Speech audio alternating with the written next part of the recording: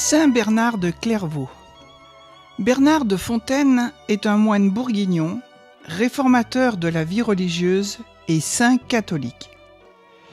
Directeur de conscience et important promoteur de l'ordre cistercien, l'ordre de Cîteaux, il recherche l'amour du Christ par la mortification la plus dure. Bernard de Fontaine fait preuve toute sa vie d'une activité inlassable pour instruire ses moines de Clairvaux, pour émouvoir et entraîner les foules, pour allier son ordre avec la papauté et pour élaborer un dogme militant que son ordre et toute l'Église catholique mettront en œuvre. C'est aussi un conservateur qui fustige les mutations de son époque, la Renaissance du XIIe siècle, marquée par une profonde transformation de l'économie, de la société et du pouvoir politique.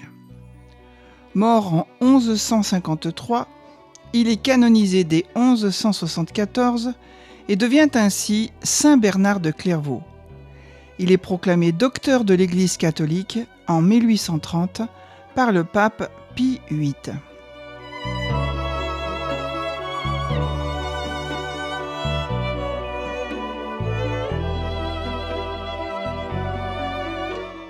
Enfance et entrée au monastère. Né en 1090 au château de Fontaine-les-Dijon près de Dijon, dans une famille noble de Bourgogne, Bernard est le troisième de 7 enfants, 6 garçons et une fille, sainte Ombeline de Julie.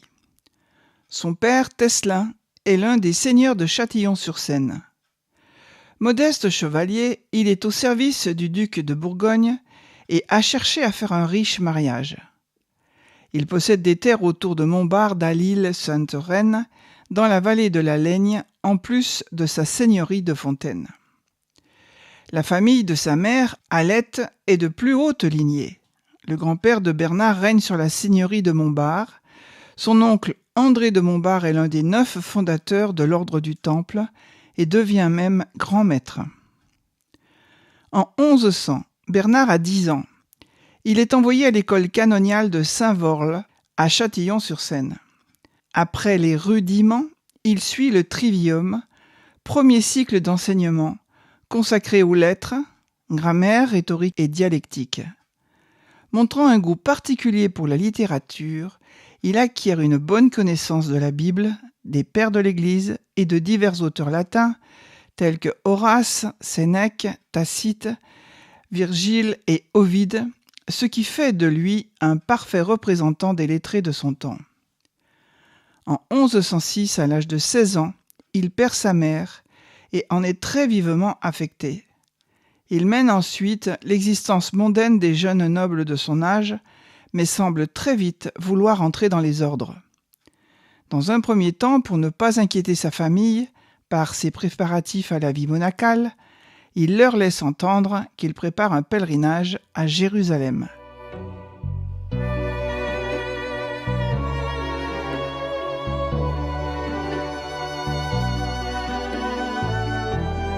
L'abbaye de Cîteaux. En 1112, il entre à l'abbaye de Cîteaux, qui a été fondée en 1098 par Robert de Molesme. Étienne Harding en est l'abbé depuis janvier 1108. Les fondateurs se sont détachés de l'ordre de Cluny, alors en pleine gloire, pour vivre intégralement la règle de saint Benoît. Ils souhaitent répondre à un idéal plus rigoureux, retour à la simplicité dans la vie quotidienne, dans le culte et dans l'art, rupture avec le monde, pauvreté, silence, travail manuel, tels seront les éléments principaux de la création cistercienne. Cela correspond au souhait de Bernard, qui veut parvenir à l'ascèse monastique la plus rude. Cette ascèse est comparable, selon lui, à la route de Jérusalem.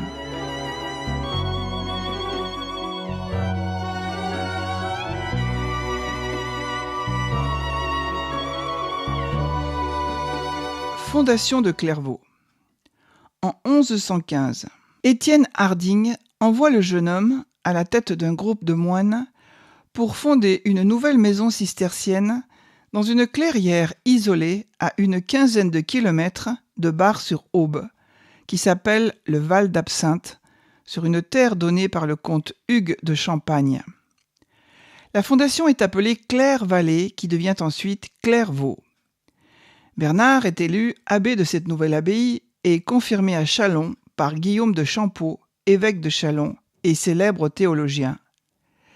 Il demeure abbé de Clairvaux jusqu'à sa mort en 1153. Les débuts de Clairvaux sont difficiles. La discipline imposée par Bernard est très sévère. Bernard poursuit ses études sur les Saintes Écritures et sur les pères de l'Église. Les gens affluent dans la nouvelle abbaye, et Bernard convertit même toute sa famille. Son père, Tescelin, et ses 5 frères entrent à Clairvaux en tant que moines. Sa sœur, Ombeline, prend également l'habit au prieuré de Julie-les-Nonains. Dès 1118, de nouvelles maisons doivent être fondées pour éviter l'engorgement de Clairvaux. Les 3 premières fondations sont la Ferté, Pontivy et Morimont. Ces premières fondations sont implantées dans les domaines des seigneuries alliées ou amies. Ces 3 abbayes, plus Cîteaux et Clairvaux, sont les 5 têtes de pont de l'ordre nouveau, chacune essaimant pour son compte. En 1119, Bernard fait partie du chapitre général des Cisterciens, convoqué par Étienne Harding, qui donne sa forme définitive à l'ordre.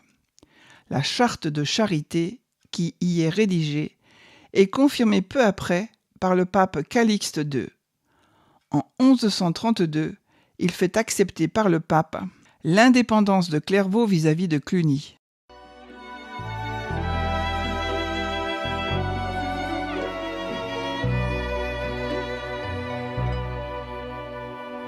Religieux.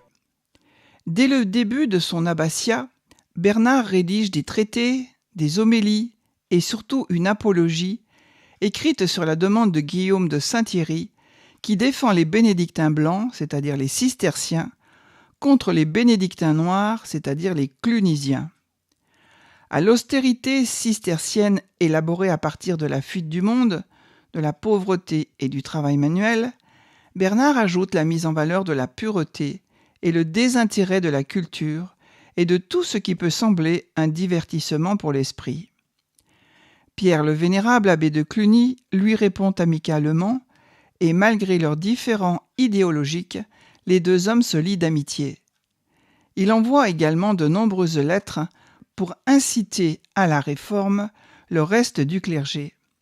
Ces lettres sont révélatrices du rôle important joué par les moines au XIIe siècle et des tensions entre clergé régulier et séculier.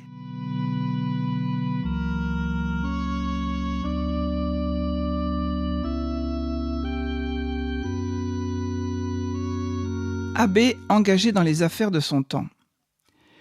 Bernard, pourtant si engagé dans son monastère, sillonne les routes d'Europe occidentale pour défendre l'Église et porter témoignage de sa vision de Dieu.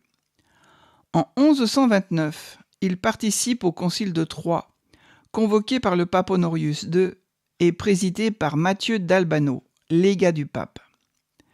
Bernard est nommé secrétaire du concile, mais en même temps il est contesté par une partie du clergé qui pense que simple moine, il n'a pas à se mêler de choses qui ne le regardent pas.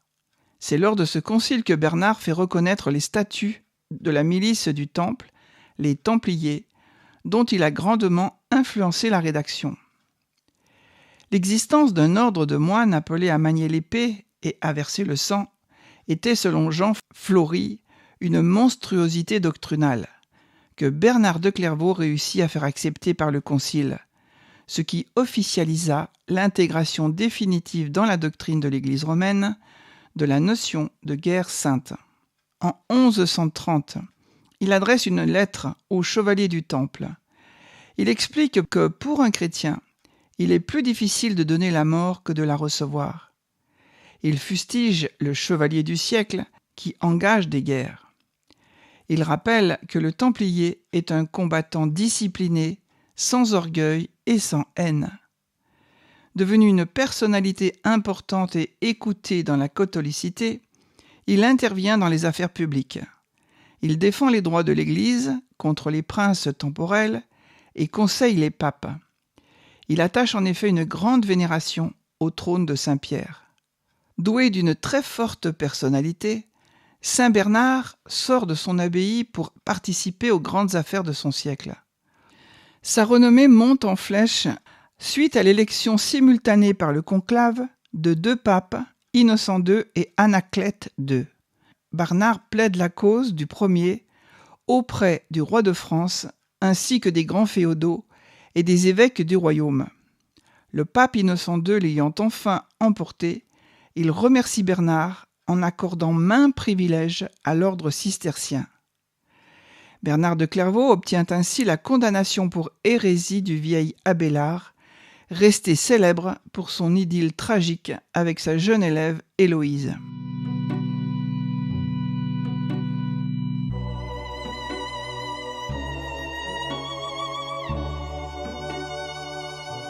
Bernard prêche pour la seconde croisade. En 1145, Bernard de Clairvaux donne un pape à l'Église, Eugène III, dont Bernard devient le maître à penser. Il suggère à celui-ci la création de l'auditorium, un ancêtre du tribunal de la Rotée. Cette institution permet au pape de se dégager des procès de plus en plus nombreux que la papauté devait régler. Lorsque le royaume de Jérusalem se trouve menacé, après la chute du comté d'Édesse, Eugène III demande à Bernard de prêcher la deuxième croisade, laquelle sera entreprise en grande partie à l'initiative du roi de France Louis VII le Jeune.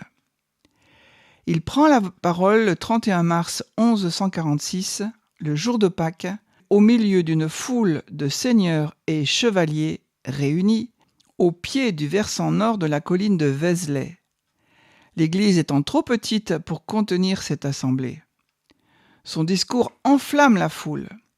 Il évoque Édesse profanée et le tombeau du Christ menacé. Il invite les chevaliers qui veulent se croiser à l'humilité, à l'obéissance et au sacrifice. Après son prêche, on lui arrache même des morceaux de son vêtement pour en faire des reliques. Son prestige entraîne donc le peuple de France. Finalement, le roi de France Louis VII et l'empereur Conrad III de Hohenstaufen prennent la croix. L'échec de la deuxième croisade lui est ensuite reproché de partout, de Rome, de la cour de France, des évêques et des maîtres des écoles. Bernard est blessé par ces attaques, mais soumis au pape. Il accepte d'être mis à la tête d'une nouvelle croisade qui ne partira d'ailleurs jamais.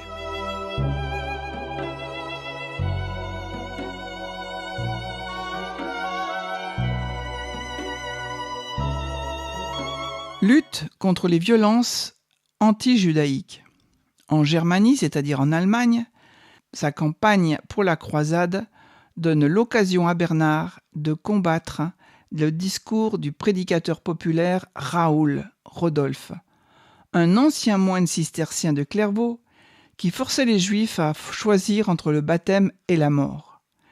Bernard ne cesse de répéter « Ne touchez pas aux Juifs, ils sont la chair et les os du Seigneur ». Bernard écrivait « Nous avons appris, et nous en sommes réjouis, que parmi vous brûlait l'ardeur de Dieu. Mais il convient que ne fasse pas défaut la compréhension. Il ne faut pas s'attaquer aux Juifs, ni les tuer, ni même les expulser. Ils ont été dispersés et souffrent un dur exil sous des souverains chrétiens. Mais ils reviendront vers le soir, et au temps marqué, ils croiront. Et alors, selon les paroles de l'apôtre, jusqu'à ce que soit entrée la totalité des païens, c'est alors qu'Israël sera sauvé. Romains 11, 25. L'attitude de Bernard sur la question juive se fonde sur les pères des 5e et 6e siècles. Il est interdit de tuer les Juifs, tout en les abaissant parce qu'ils témoignent de la vérité de la foi chrétienne, incarnant, comme ils le font, le sort de ceux auxquels la foi fut donnée d'abord, et qui, dans leur aveuglement, l'ont repoussée et se refusent à voir la lumière qui brille autour d'eux.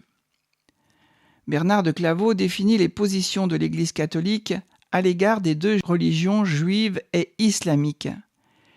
Les Juifs ont l'espoir d'être sauvés, parce qu'un jour viendra où leurs yeux se dessilleront et où ils se convertiront, contrairement aux musulmans. Les Juifs sont l'objet d'une promesse divine qui n'a pas encore été réalisée, mais qui le sera, et à l'égard de ce peuple, d'où sortirent les patriarches, d'où sortit le Christ selon la chair, une promesse a été faite, et quiconque les protège rend possible et peut-être contribue à réaliser une promesse divine.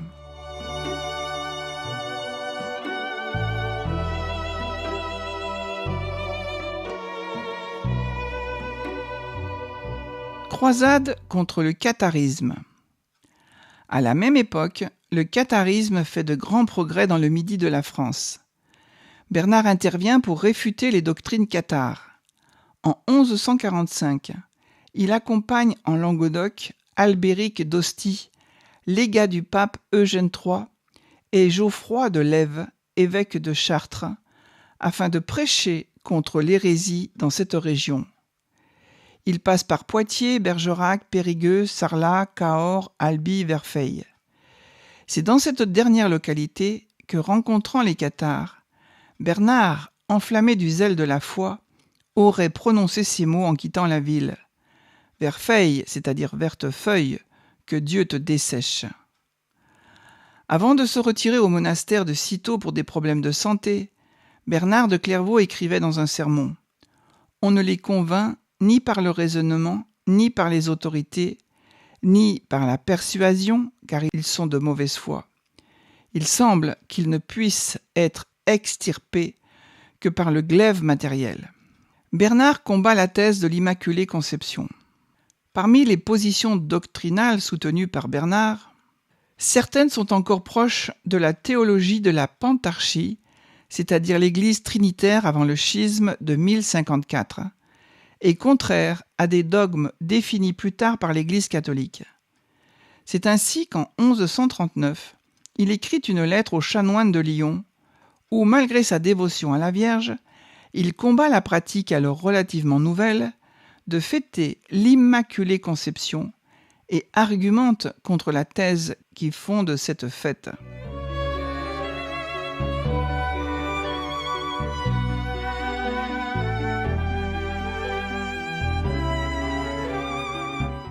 Spiritualité de Bernard de Clairvaux. Bernard est le dernier père de l'Église, de par sa façon de raisonner.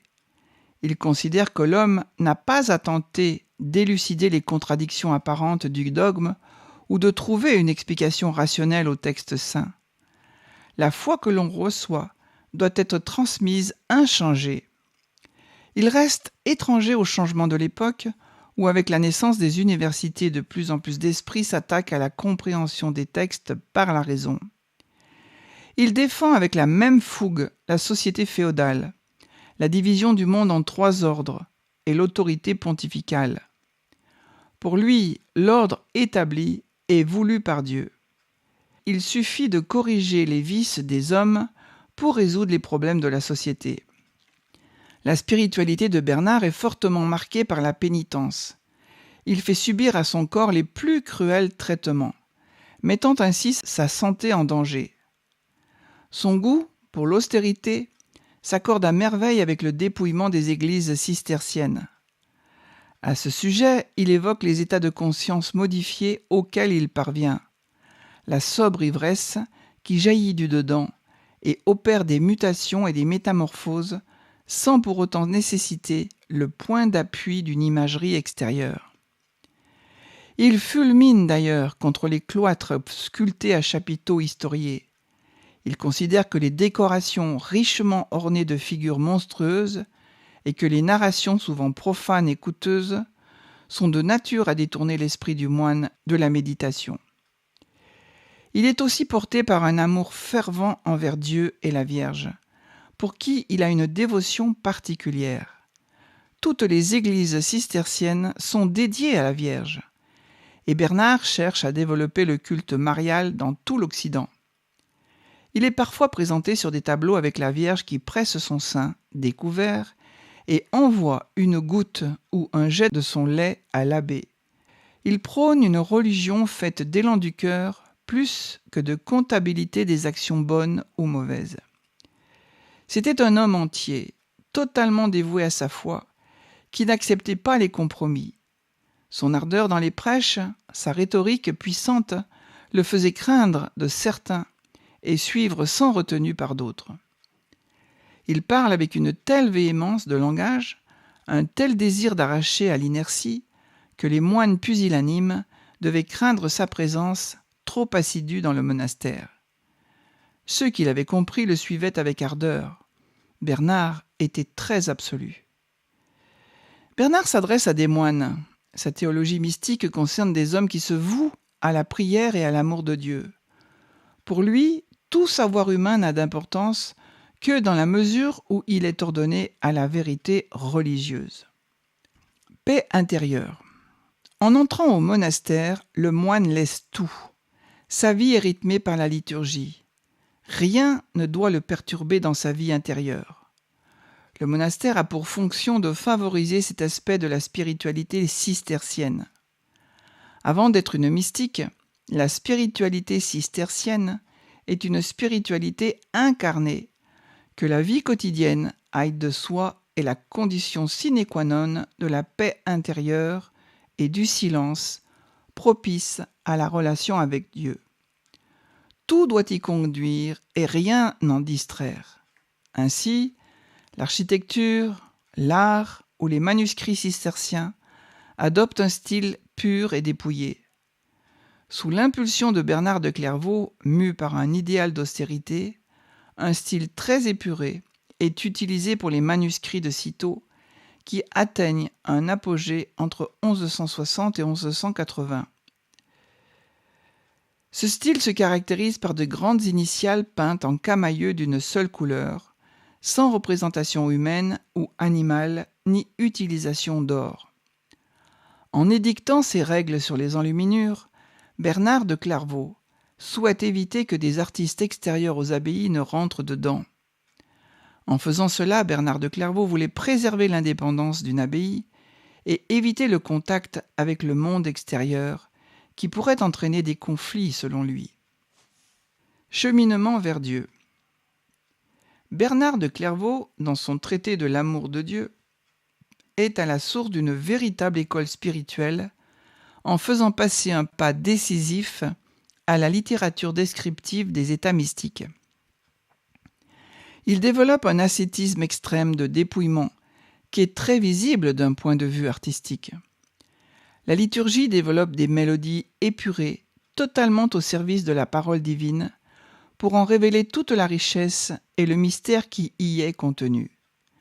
Il est donc crucial que l'écoute ne soit pas perturbée par d'autres signaux, d'où la recherche du silence. Il n'y a pas d'écoute vraie sans l'attitude fondamentale d'humilité. Pour Bernard de Clairvaux, l'humilité est une vertu par laquelle l'homme devient méprisable à ses propres yeux en raison de ce qu'il se connaît mieux. Cette authentique connaissance de soi ne peut être obtenue que par le retour sur soi. Par la connaissance de sa propension au péché, le moine se doit d'exercer, comme Dieu, la miséricorde et la charité envers tout homme. En s'acceptant tel qu'il est, grâce à cette démarche d'humilité et de travail intérieur, l'homme, connaissant sa propre misère, devient capable de compatir à celle d'autrui. Selon Bernard de Clairvaux, on doit alors parvenir à aimer Dieu par amour de soi et non plus de lui. La prise de conscience que l'on soit un don de Dieu ouvre à l'amour de tout ce qui est à lui. Cet amour est pour Bernard le seul chemin qui permette d'aimer comme il le faut son prochain, puisqu'il permet de l'aimer en Dieu. Finalement, après ce cheminement intérieur, on parvient au dernier stade de l'amour, qui est d'aimer Dieu pour Dieu et non plus pour soi.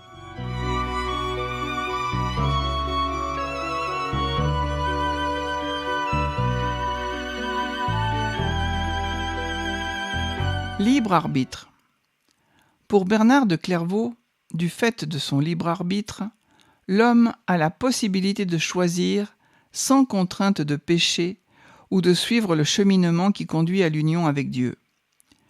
Par l'amour de Dieu, il lui est possible de ne pas pécher et d'atteindre au sommet de la vie mystique en ne voulant plus autre chose que Dieu, c'est-à-dire de s'affranchir de toute possibilité de péché en étant totalement libre. Ce qui meut le désir des cisterciens de quitter le monde, c'est l'union dans l'amour de la créature avec le Créateur. Union parfaitement vécue par la Vierge Marie, qui est le modèle exemplaire de la vie spirituelle cistercienne. C'est pourquoi les moines cisterciens lui vouent une dévotion particulière. Bernard rédige la charte de charité. D'une grande fermeté, voire parfois sévérité, Bernard n'aura de cesse de défendre la vérité, même s'il doit faire face à de grands théologiens de renom ou une opinion publique erronée. Il va notamment s'opposer à la pensée d'Abélard, dont il voit le danger et l'hérésie. Ce dernier, en effet, considère la foi comme une simple opinion, alors que la raison est toute puissante. Bernard affirme à son sujet « Un faux catholique est plus pernicieux qu'un impie déclaré ». La spiritualité de Bernard est centrée sur la soumission à l'Écriture sainte et sur l'abandon à la volonté de Dieu. Reconnaissant humblement ses faiblesses et ses défauts, Bernard les confie à la Sainte Vierge.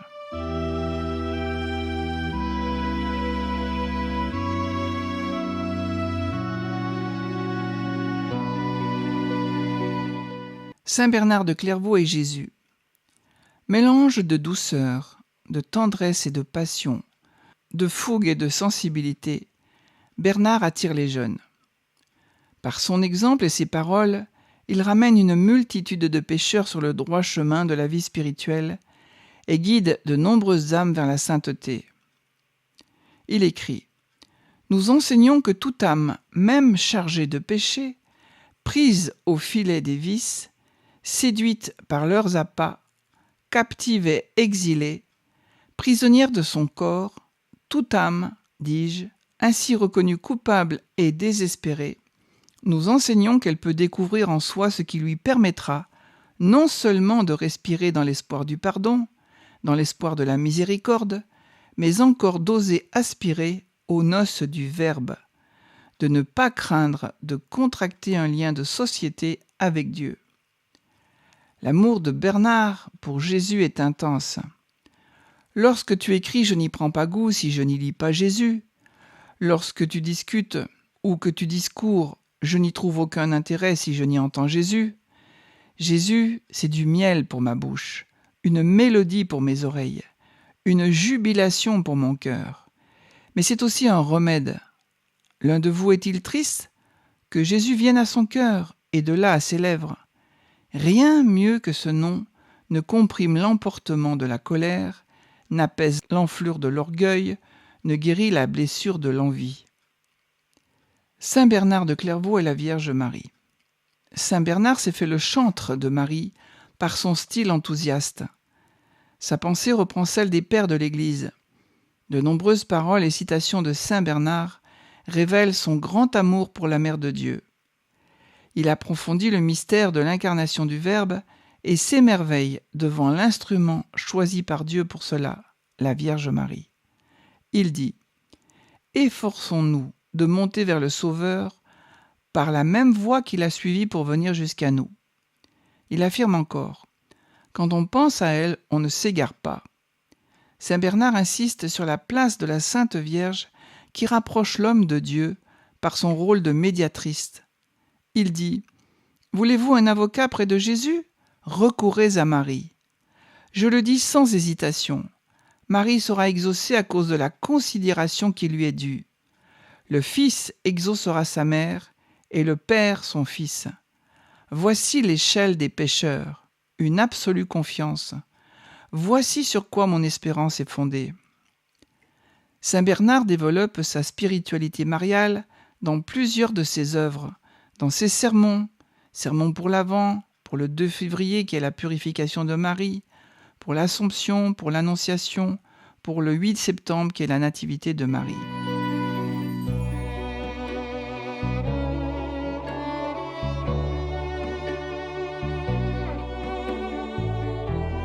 Bernard, fondateur de nombreux monastères. En 1151, 2 ans avant sa mort, Clairvaux compte 700 moines. Pendant ses 38 ans d'abbatiat, Bernard contribue à la création de 68 abbayes, filles de Clairvaux, 57 par fondation et 11 par agrégation, qui à leur tour vont essaimer, si bien qu'au milieu du XIIe siècle, Cîteaux compte pas moins de 343 établissements, soit plus que Cluny, environ 300. Fin de vie et mort de saint Bernard. En 1152, Bernard tombe gravement malade. Tous pensent que sa fin est proche, mais l'évêque de Metz lui demande instamment d'intervenir dans son diocèse où sévit la guerre civile. Ému de compassion, le moribond se lève et part, puis, mission accomplie, regagne son abbaye. Mais il est épuisé. Ses moines groupés autour de son lit le supplient de ne pas les abandonner. Il répond « Je ne sais auquel des deux il faut me rendre, ou à l'amour de mes enfants qui me pressent de rester ici-bas, ou à l'amour de mon Dieu qui m'attire en haut. » Et ce seront ses dernières paroles. Après une vie à œuvrer pour le Christ sur tous les plans, aussi bien temporels que spirituels, Bernard meurt en 1153 à 63 ans. Il est canonisé seulement 21 ans après sa mort, le 18 janvier 1174, par le pape Alexandre III. Il est fêté le 20 août.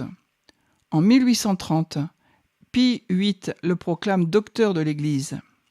Les écrits de saint Bernard de Clairvaux. Il laisse de nombreux écrits et notamment plus de 300 sermons et 500 lettres qui témoignent de son grand rôle de conseiller spirituel. Parmi ses livres les plus célèbres, on peut citer le Traité de la grâce et du libre arbitre, écrit en 1127, le Traité de l'amour de Dieu, écrit en 1124, Éloge de la nouvelle chevalerie, écrit en 1129, Hymne de saint Malachie, écrit en 1148, le commentaire du Cantique des Cantiques, où Bernard dévoile son cœur amoureux du cœur de Dieu, aspirant à l'union avec son bien-aimé. Le pape affirme que les œuvres de saint Bernard, le docteur mellifluus, c'est-à-dire celui dont découle le miel, doivent être méditées d'un esprit attentif. De leur sentence, qui d'ailleurs découle de l'Évangile, une force nouvelle et surnaturelle peut se répandre tant pour la vie privée de chacun que pour la société humaine. Une force qui régirait les mœurs des citoyens et les rendrait conformes aux préceptes chrétiens, si bien qu'elle pourrait offrir des remèdes opportuns à des maux si nombreux et si grands qui troublent et affligent la société. Saint Bernard de Clairvaux fut un redoutable combattant de la foi. Doté d'un charisme et d'une élocution redoutable, porté par des convictions inflexibles, saint Bernard de Clairvaux est l'une des principales figures du XIIe siècle chrétien, et en s'appuyant sur l'ordre cistercien, il a contribué à hisser l'Église médiévale à son apogée.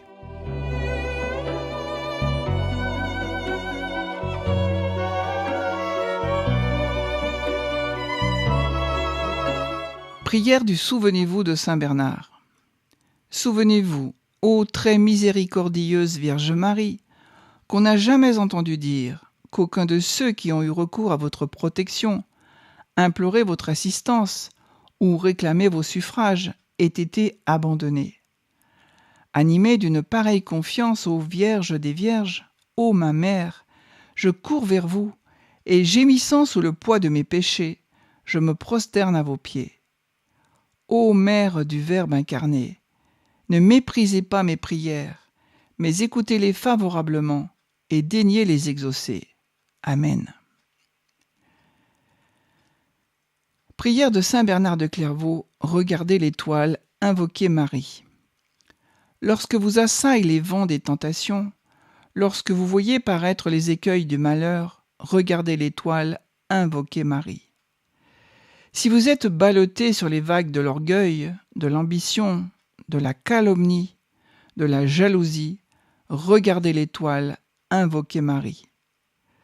Si la colère, l'avarice, les séductions charnelles, viennent secouer la légère embarcation de votre âme, levez les yeux vers Marie. Dans le péril, l'angoisse, le doute, pensez à Marie, invoquez Marie. Que son nom ne quitte ni vos lèvres ni vos cœurs. Et pour obtenir son intercession, ne vous détournez pas de son exemple. En la suivant, vous ne vous égarerez pas. En la suppliant, vous ne connaîtrez pas le désespoir. En pensant à elle, vous éviterez toute erreur. Si elle vous soutient, vous ne sombrerez pas. Si elle vous protège, vous n'aurez rien à craindre. Sous sa conduite, vous ignorerez la fatigue. Grâce à sa faveur, vous atteindrez le but. Ainsi soit-il.